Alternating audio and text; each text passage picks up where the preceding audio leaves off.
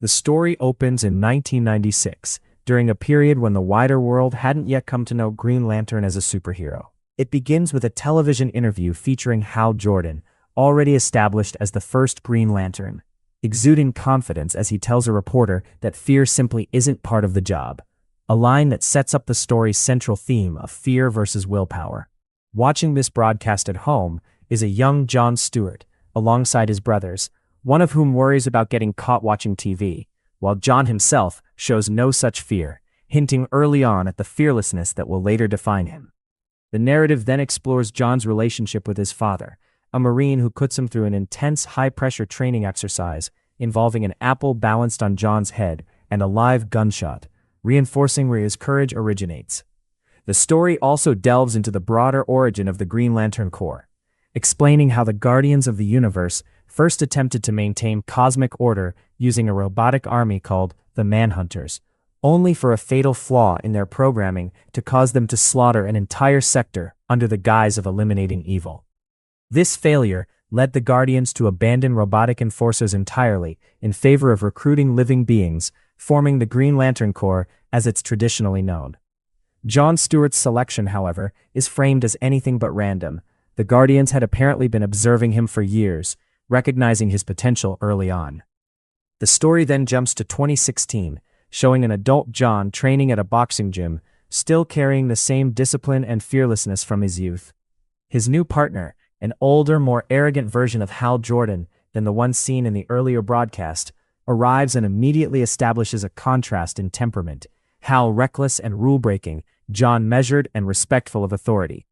Hal's dismissive nickname for John, Jr., reflects his discomfort with the fact that John is being groomed as his eventual replacement, a role Hal resents, given how deeply tied to his identity the ring has become. A pivotal test occurs when Hal deliberately leaves John alone with his ring and lets a car spiral out of control, forcing John to react. Rather than manifesting an aggressive weapon, John instinctively creates something practical, bubble wrap, to cushion the impact, illustrating a key difference between the two characters. Hal reacts on instinct, while John thinks like a problem solver first. Afterward, a call to his father yields a cryptic response, implying his father already senses John's destiny as a Green Lantern. The story ends on a cliffhanger, as John's ring inexplicably activates to reveal a consciousness belonging to Hal Jordan, but not the present-day version, instead, one from 10 years in the past.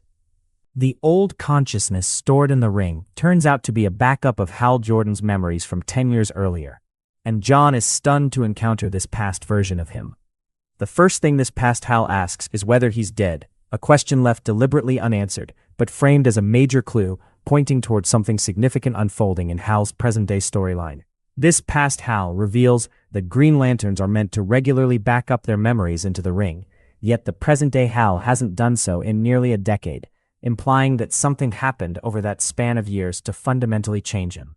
Where he once took pride in the role, present-day Hal has grown bitter toward the Guardians, resentful of their rules, and particularly anxious about being replaced. Before more can be explained, the past version of Hal delivers a cryptic warning. Trouble is brewing in Rushville, Nebraska, phrased ominously as hell breaking loose. The story then cuts to present-day Hal, already speeding off toward Rushville, using his ring's flight capabilities, leaving John to follow by conventional means. Despite the disadvantage, John eventually arrives, and the story shifts tone from superhero action into a grounded investigative mystery. A strange incident has occurred on a local football field, drawing police and news crews, including Sheriff Carrie Kane, who has a clearly tense history with Hal. She insists Green Lantern authority doesn't extend to local human investigations, though Hal is convinced an alien is responsible. Their contrasting approaches play out clearly, Hal jumping to alien involvement, John methodically examining evidence, gradually forming his own suspicion that something unusual is going on. After apprehending a fleeing suspect, John and Hal end up at a bar, where Hal casually uses his ring to counterfeit money, revealing his loose, self-serving attitude toward the ring's power. Hal explains how he originally received the ring. An alien Green Lantern named Abin Sur crash-landed on Earth, and while dying, had his ring select Hal as a successor. A passive selection process contrasted with John's situation, where the Guardians actively monitored and chose him, a distinction Hal seems insecure about.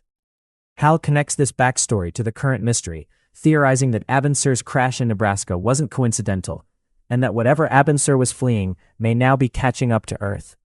The investigation leads to a suspect who appears human but answers questions in a way that reveals he isn't, fluent in football trivia but utterly blank on basic human society, reinforcing Hal's suspicion of alien involvement. When the suspect finally speaks, he declares he hasn't come in peace, but for revenge, raising unresolved questions about who he's targeting and whether this ties back to the earlier Manhunter incident and the Dardians' past mistake. The implication left hanging is that the events in Rushville may not be an isolated case, but the opening moments of a much larger conflict, something the past version of Hal may have already sensed coming. As the interrogation continues, Hal presses the mysterious man about his true identity, and his responses reveal a deep hostility toward Earth. When directly asked why he's come, his answer reframes the entire scene. He hasn't arrived for peace, but for vengeance. This connects to a dark chapter in Green Lantern history, the massacre of Sector 666, where the Guardians' robotic Manhunter army, originally built to eliminate evil, wiped out an entire population due to a fatal flaw in their rigid programming.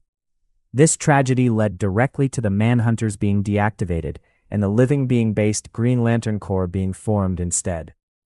The lingering question the story raises is whether any survivors of that massacre exist, and whether this alien might be one of them, driven by generations of buried resentment toward the Guardians.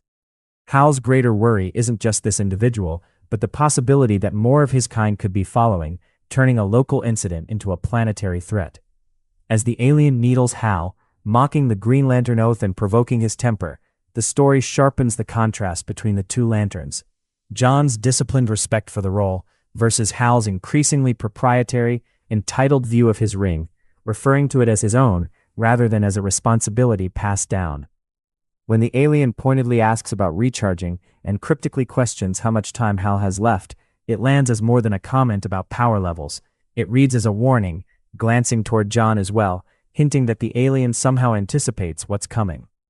The interrogation reaches a breaking point when the alien begins reciting the Green Lantern oath, triggering something within himself before Hal can react.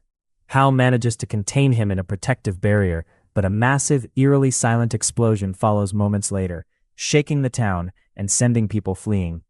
From there, the story jumps forward a decade to 2026, introducing a visibly older, more hardened John Stewart, returning to the same now-abandoned Rushville facility, this time to investigate a death rather than revisit memories. Sheriff Carey delivers the story's biggest gut punch. The murder victim is Hal Jordan himself.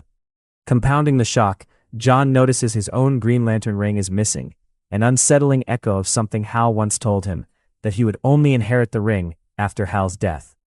With Hal now gone and the ring nowhere to be found, the story leaves its central mystery wide open heading into its next chapter. The mystery deepens around why John's ring is missing, raising several open questions. Did Hal pass it on to someone before dying? Is there a deeper connection between his death and the ring itself? And perhaps most intriguingly, is Hal actually dead at all? Green Lantern lore is noted as having precedent for a ring sustaining a bearer even after apparent death, leaving room for doubt about how final his death truly is. A major clue ties back to the season's opening episode, where a decade-old recording of Hal's consciousness warned John about trouble in Rushville, the very place where Hal is later found dead.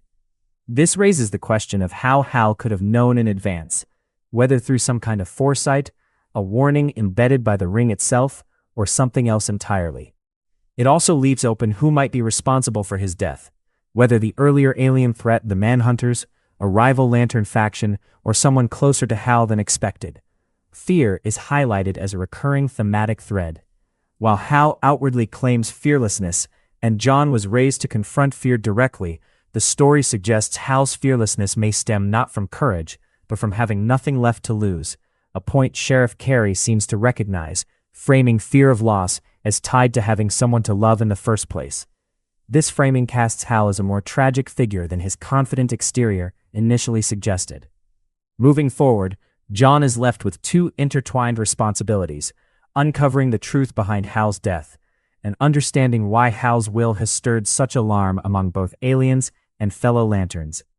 The implication is that this goes beyond a simple murder mystery, tying into the Guardian's history, the earlier Manhunter massacre, and a potential large-scale threat to the Corps.